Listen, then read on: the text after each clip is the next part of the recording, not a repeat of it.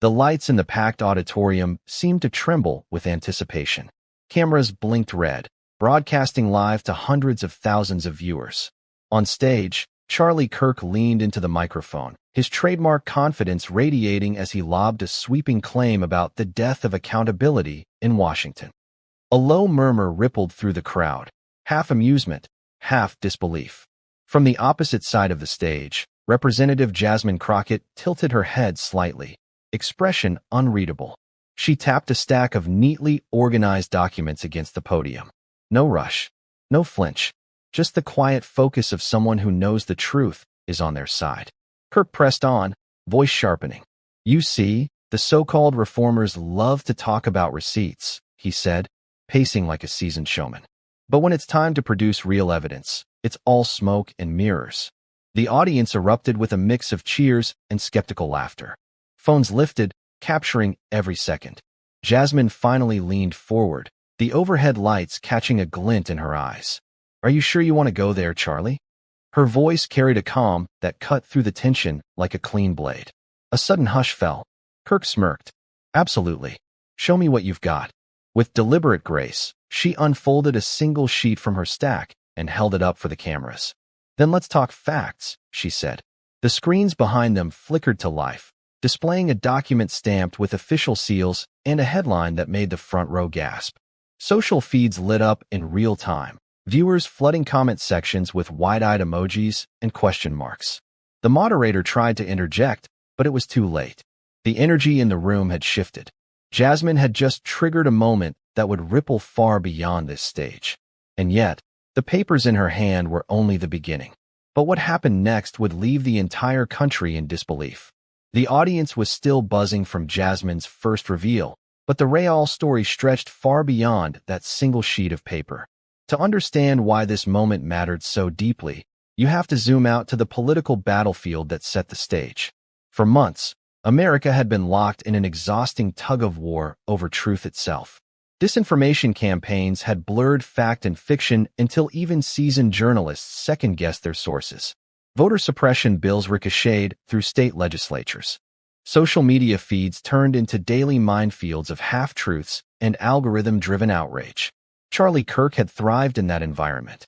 His rapid-fire soundbites and college tour debates made him a headline magnet, the self-styled warrior against what he called elite narratives. For his fans, he was fearless. For his critics, he was the embodiment of performative politics, a man more interested in the win than the wisdom. That's what made tonight's clash so electric. Jasmine Crockett wasn't just another panelist. She was a sitting member of Congress with a reputation for precision and a legal mind that dissected arguments like a scalpel. While Kirk relied on crowd-pleasing jabs, Jasmine came armed with meticulous documentation and an instinct for the long game. Every camera angle amplified the stakes. The tight shot of Kirk's confident grin, the slow pan to Jasmine's steady gaze. Comment sections scrolled so fast the livestream moderators could barely keep up. "Is this real?" one viewer typed. "She's about to end his career," another predicted. And behind the theatrics lay the question gripping the country. Could truth still cut through the noise? Jasmine's next words hinted that answer might be yes. She tapped the podium lightly, letting the suspense breathe. "We keep hearing about accountability," she said evenly. "But accountability starts with evidence. And evidence is what I brought tonight." The crowd murmured again, a low thunder rolling through the hall. Kirk leaned forward, trying to reclaim the spotlight. "Evidence of what?" he shot back, his voice rising. "Another partisan stunt." Jasmine's eyes didn't waver. "Evidence," she replied, "that facts still matter, no matter how loud the distraction." The room seemed to tighten, everyone sensing the inevitable escalation. Viewers at home were already clipping the exchange, tagging it #receiptsready. They knew something bigger was about to unfold, and the next revelation would strike at the very heart of Kirk's carefully crafted image. Long before this live confrontation, Charlie Kirk had built an empire on certainty. As a college freshman, he realized that sharp sound bites could outshine nuanced debate, and he never looked back. He founded a political youth organization that ballooned into a national brand, touring campuses with a reputation for fiery Q&A sessions and headline-grabbing confrontations. Kirk understood the camera better than most politicians twice his age. Every pause, Every raised eyebrow, every mic drop, quip was calculated to go viral. Supporters loved the swagger, a young crusader railing against what he painted as an elitist establishment. To them, he was fearless, a digital-age gladiator who never blinked. But beneath the bravado, contradictions simmered. While he preached small government principles, critics pointed to his frequent appearances alongside well-funded political heavyweights. He framed himself as the outsider, yet he moved comfortably within the halls of influence, benefiting from the very structures he claimed to battle. Journalists who tried to fact-check his more sensational claims often found a pattern: sweeping statements with shaky sourcing, designed less to persuade than to provoke. And in the modern attention economy, provocation pays. That formula, rhetoric over rigor, catapulted Kirk into a spotlight where controversy equaled currency. Each viral clip drew bigger crowds and lucrative speaking fees. Cable segments amplified his voice, and social media rewarded every combative exchange. The incentive to double down on theatrics only grew stronger. But success can breed a dangerous kind of certainty. Friends and former colleagues quietly noted how criticism rolled off him, or worse, fueled his next appearance. He'd debate professors, activists, even high school students with the same self-assured grin, convinced that confidence could outmaneuver inconvenient facts. Tonight, though, that trademark confidence faced a different opponent. Representative Jasmine Crockett wasn't a flustered undergrad or a pundit eager for clicks. Her background as a civil rights attorney meant she lived in the details of evidence and procedure. She was not there to spar for spectacle.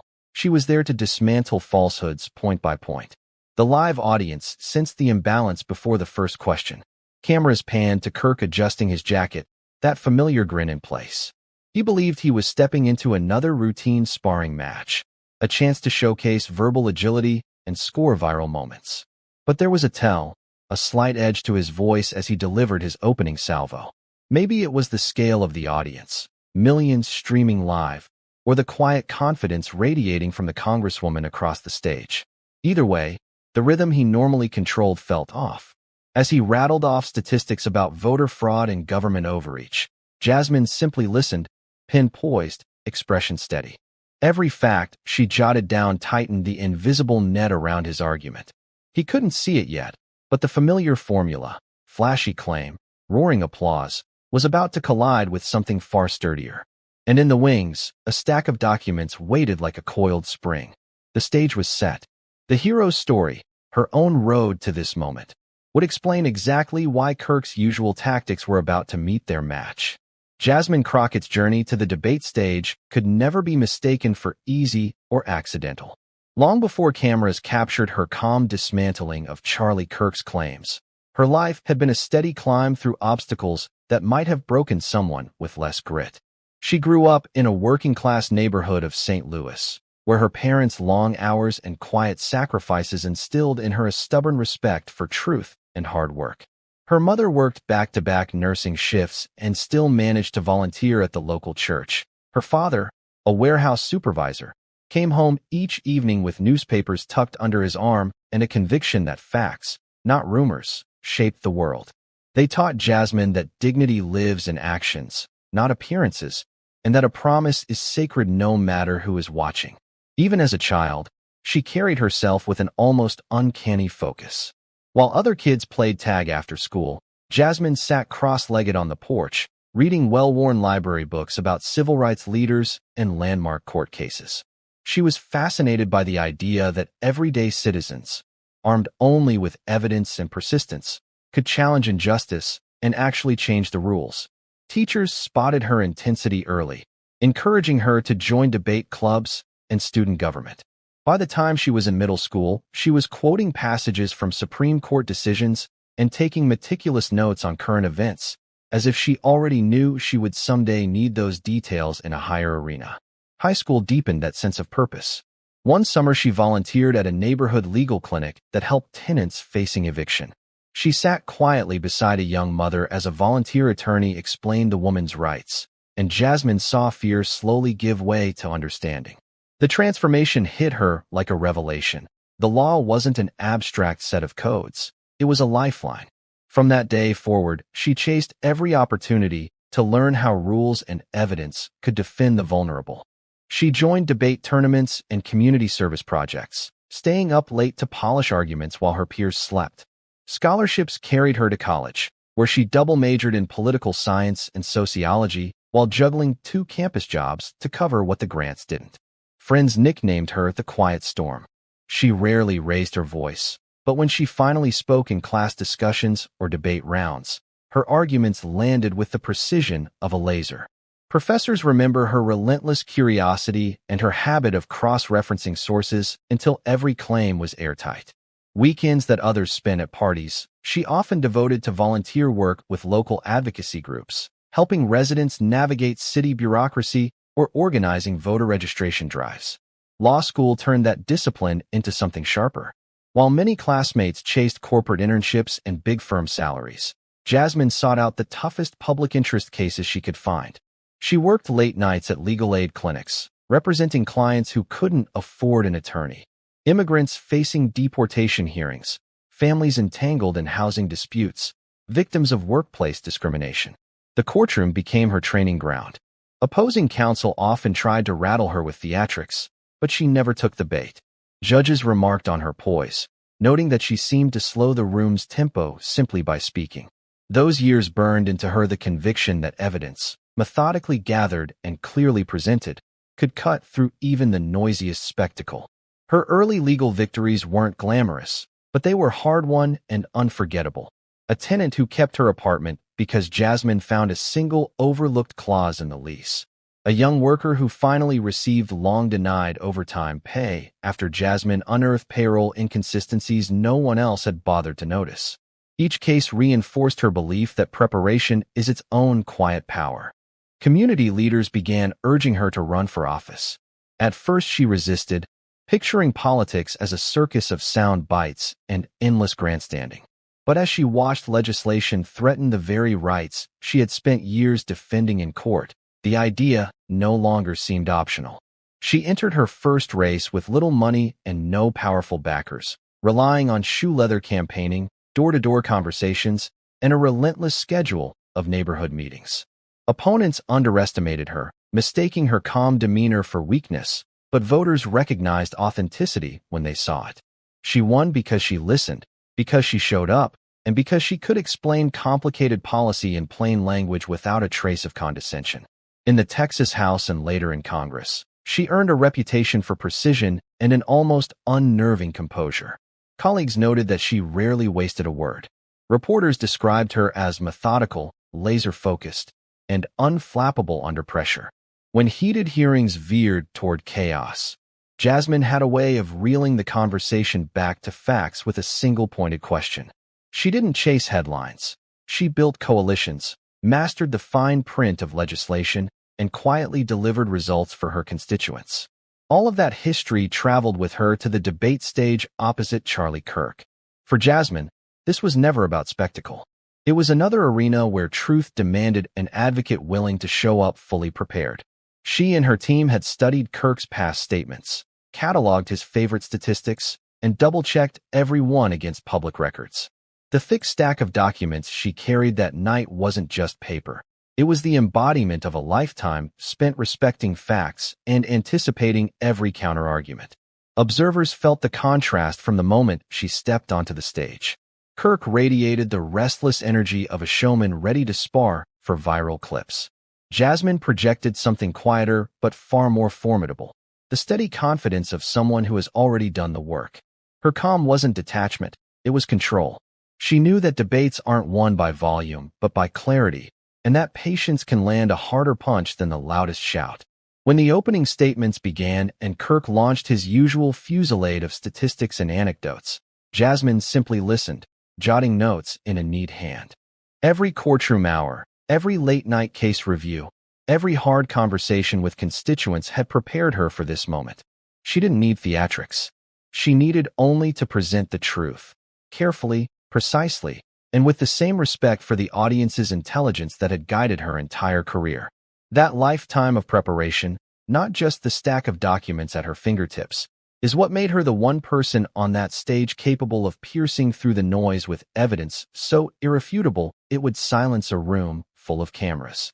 All the miles she had walked, the nights she had spent poring over legal briefs, the campaigns fought door to door, they converged into this single evening, where dignity and discipline would stand toe-to-toe with bravado and prove, once again, that quiet determination can be the sharpest blade. The hall pulsed with restless energy as the debate moved past opening salvos and into open sparring. By now the livestream comments were a blur of exclamation points, and the camera operators could barely decide where to focus. Charlie Kirk's quick jabs or Jasmine Crockett's measured calm.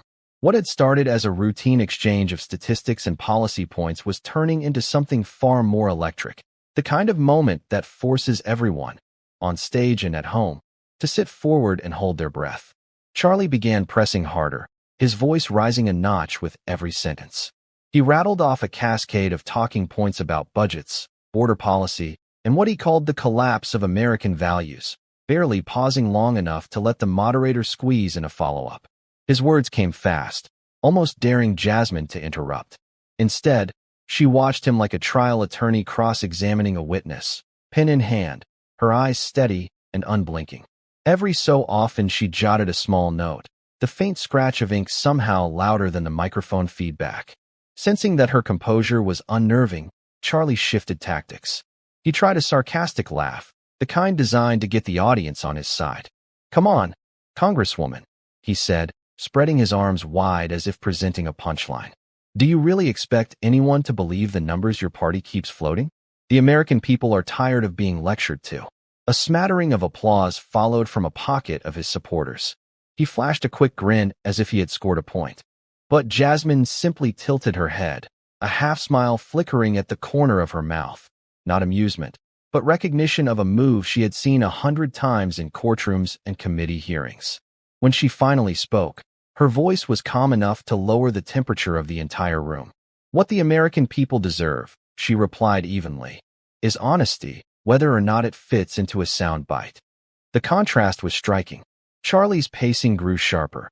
He leaned toward the microphone, emphasizing each syllable as though volume could make a claim true. Jasmine answered with deliberate cadence, her words clipped yet warm, the kind that carry weight because they never hurry. Viewers online noticed immediately. "She's unshakable," one tweeted. "This is like watching a chess match," wrote another. The moderator attempted to pivot to the next topic, economic policy, but Charlie wasn't ready to let go. He interrupted, pointing a finger across the stage. "You talk about honesty," he said, "but where was the honesty when your side pushed through those spending bills that ballooned inflation? Where's the honesty when crime rates soar under your policies?" He peppered the air with accusations, each phrased as if it were an unassailable fact. Jasmine let the silence stretch just long enough to reclaim the room.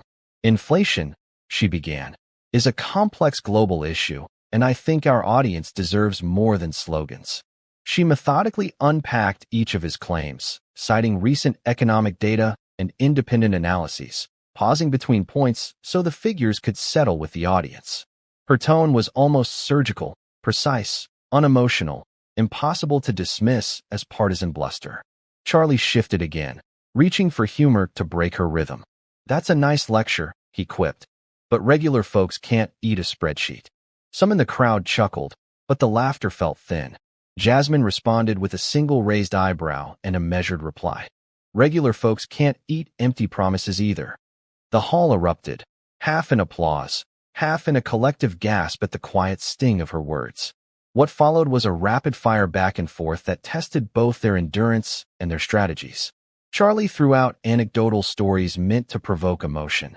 Jasmine countered with corroborated facts and lived experiences from constituents.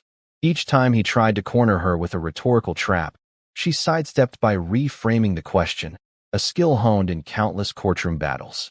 It was a duel not of decibels, but of discipline. Viewers at home felt the tension build. Livestream chat filled with all-caps reactions. "This is wild. Kirk is losing it. Jasmine is a wall of steel." Clips began circulating in real time. Each exchange clipped and shared with captions like "the moment," "she owned him," or "receipts versus rhetoric."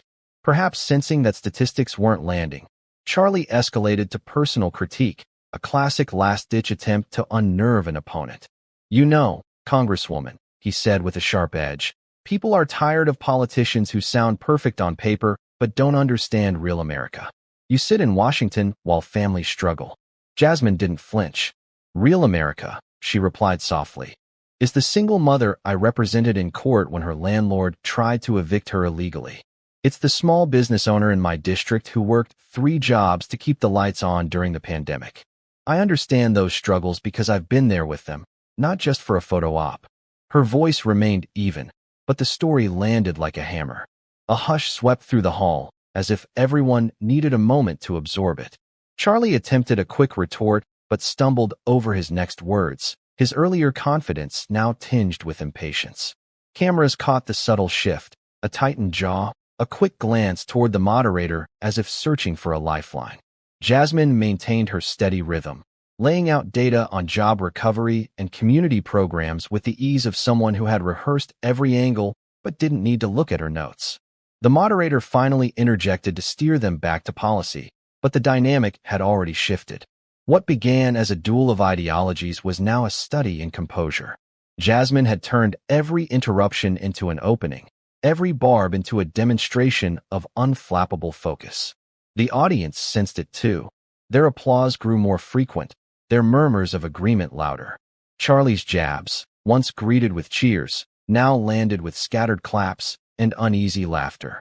As the segment wound down, Jasmine leaned slightly toward the microphone, her tone still calm, but carrying a quiet authority that demanded attention. Debate is healthy, she said. But for it to mean anything, we have to deal in facts. We owe the public that much. The simplicity of the statement, delivered without fanfare, resonated more powerfully than any of the evening's sharper exchanges. The moderator announced a brief pause before the next round, but the audience wasn't ready to relax. People reached for their phones, thumbs flying as they shared clips and reactions. On social media, hashtags like #ReceiptsReady and #ComVersusChaos began trending within minutes. Viewers debated not just policy, but the art of persuasion itself. How steadiness can outmatch spectacle when the stakes are truth and credibility. Backstage, producers whispered updates about soaring viewer numbers and record engagement. In the crowd, conversations buzzed with a single question: what would Jasmine reveal next? Because despite the barrage of challenges she had just fielded, everyone could sense that the evening's defining moment had yet to arrive. She still hadn't drawn from the thick folder of evidence resting on her podium, the mysterious stack she'd brought with deliberate care. As lights dimmed slightly for the scheduled break, the room vibrated with anticipation. Charlie shuffled his notes and glanced her way, perhaps wondering what she might be holding back. Jasmine simply offered a courteous nod and closed her pen. The calm confidence of that gesture, like a chess player certain of her next move, left an unspoken promise hanging in the air. And when the debate resumed, that promise would unfold in a revelation so precise and undeniable that it would shift the entire narrative and leave even the most skeptical viewers stunned. The pause stretched just long enough for every camera to refocus. Viewers at home felt it too, a collective lean in, as if the entire internet was holding its breath.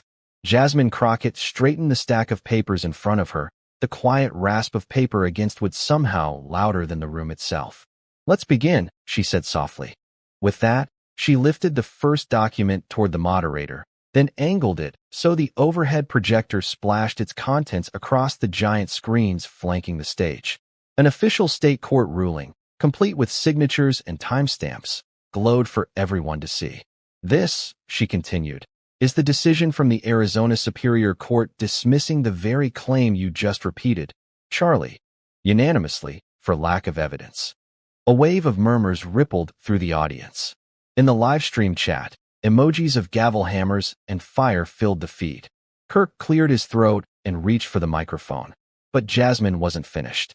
She slid a second document into view, then a third, each one a verifiable record from a different state, each one systematically dismantling the anecdotes he'd rattled off moments earlier. "These," she said, her voice calm and deliberate, "are the receipts you demanded, and they are public record." The crowd erupted, a mix of cheers and startled laughter. Camera flashes flickered like lightning across the hall. Kirk tried to interject, "Those rulings don't cover." Jasmine raised a hand slightly, not to silence but to hold the floor. I'm happy to discuss any specific instance. But before we chase rumors, let's acknowledge what every judge who reviewed these cases already concluded. No widespread fraud. No evidence to support your claims. The moderator, momentarily speechless, finally found words. Representative Crockett, could you summarize the key findings? Certainly, she replied, flipping to a highlighted page. In each of these cases, courts from both Republican and Democratic judges examined the evidence and found nothing that would change a single election outcome. Nothing.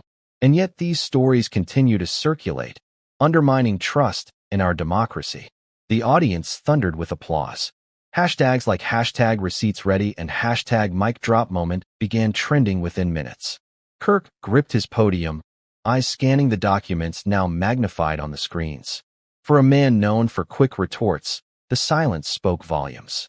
The trademark grin faltered. Jasmine let the moment breathe, then delivered the line that would echo across social media for days.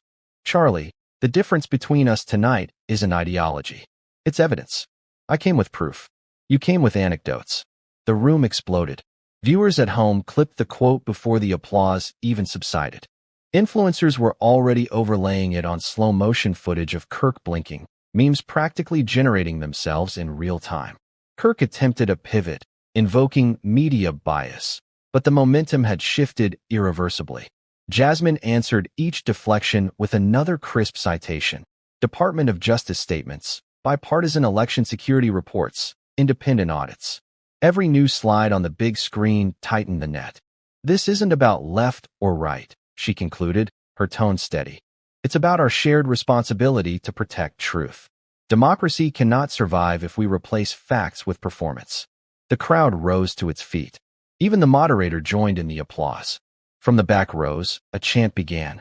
Receipts. Receipts. Phones swayed in the glow of stage lights, capturing a moment destined for millions of timelines. Kirk's final remarks landed with a thud, defensive, meandering, a stark contrast to the surgical precision of Jasmine's evidence. By the time the moderator called for closing statements, the debate's outcome was no longer in question.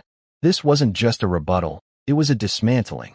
As the cameras panned across the stage, Jasmine gathered her papers with the same unhurried grace with which she'd presented them.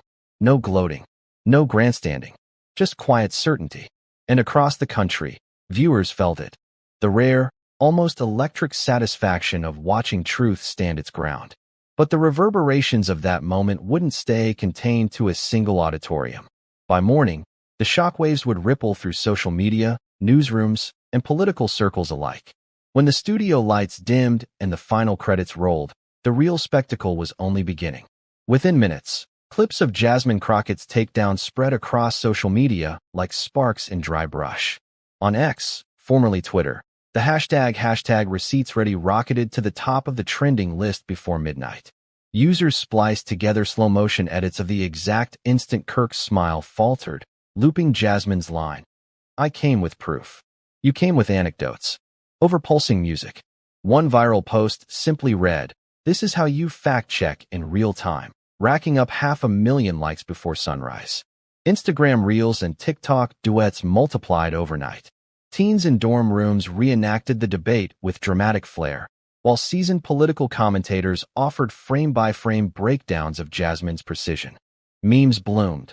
Kirk's bewildered expression photoshopped onto everything from sinking ships to overturned chessboards.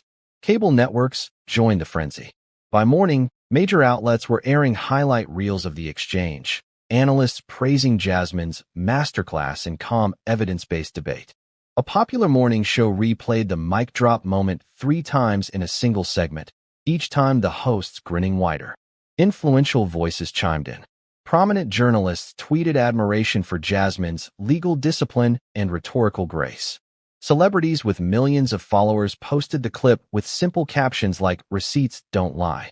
Even a few unexpected political figures across the aisle acknowledged the power of the moment, calling it a reminder that facts still matter. Meanwhile, Kirk's team scrambled to respond. Overnight statements framed the debate as edited out of context, but the raw livestream was already everywhere, uncut and undeniable. Attempts to redirect the conversation only fueled more memes and fact-check threads. At town halls and coffee shops, everyday viewers rehashed the showdown as if it were the latest binge-worthy drama. "Did you see how calm she was?" one commuter said to another on a crowded train. It wasn't just a debate, it was a masterclass. In classrooms, teachers played the clip as an example of evidence-based argument. On podcasts, analysts discussed the Crockett method of responding to misinformation with methodical preparation and restraint. The impact wasn't just cultural, it was measurable. Polling firms reported a spike in Jasmine's national name recognition, while engagement on her social channels quadrupled overnight. Her campaign donation page reportedly crashed under a flood of small-dollar contributions. But perhaps the most telling reaction came from viewers who rarely tuned into politics. Comments poured in. "I usually avoid debates, but this made me believe in facts again." Finally, someone shows how to keep cool and still win. What happened on that stage had transcended political tribes. It became a reminder that clarity and calm can cut through even the loudest misinformation. And as the nation buzzed, one final chapter remained.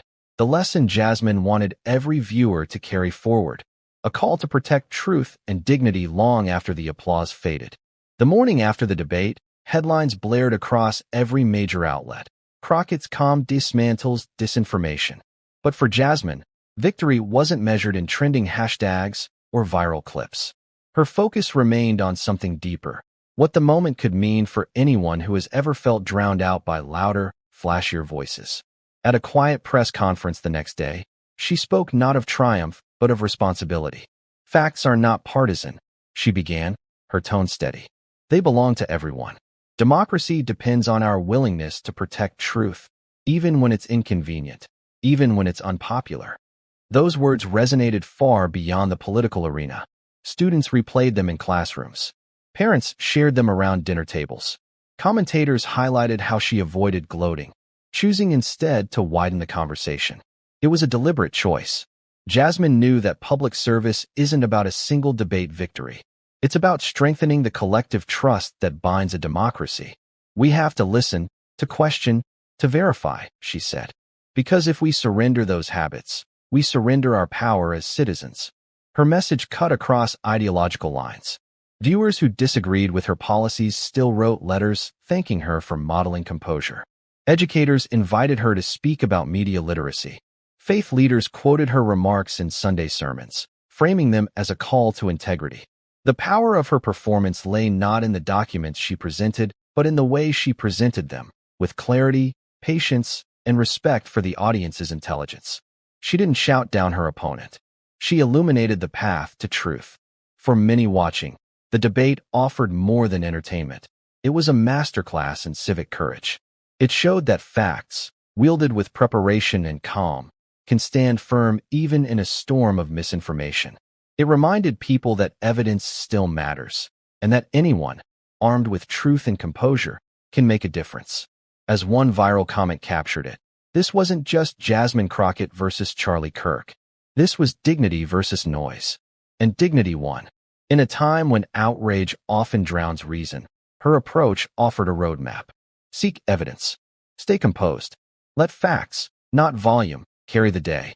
When reporters asked if she considered the debate a personal victory, Jasmine smiled softly. "The win belongs to every viewer who now feels a little more empowered to demand proof and speak up for reality," she said. That, perhaps, is the lasting legacy of that night. The reminder that democracy thrives not on the loudest voice, but on the collective insistence that truth matters. And with that, the stage was set for a final call to action, an invitation for viewers everywhere to carry this energy forward into their own lives. The stage is quiet now, but the echo of that debate night lingers, proof that facts can still pierce the loudest noise. You've just witnessed how meticulous preparation and steady courage can outshine even the most confident performance. Jasmine Crockett's calm insistence on evidence wasn't just a win in a single debate. It was a reminder that every one of us holds power when we demand proof and refuse to be swayed by volume alone. If this showdown inspired you, if it reminded you that truth and dignity matter, don't let the moment end here. Share this story. Send the clip to a friend who needs a little faith restored in honest discourse. Post it, talk about it, bring it up around your own dinner table, and stay connected. Subscribe to this channel so you don't miss the next chapter in the ongoing fight for facts over Flash. Click the bell, drop a comment about what part of Jasmine's mic drop moment struck you most, and join a community determined to elevate evidence above empty rhetoric. Because the real mic drop isn't a single debate. It's the collective decision to protect democracy by valuing truth every day in every conversation. So keep the receipts handy. Stay curious, stay courageous, and remember, dignity always wins.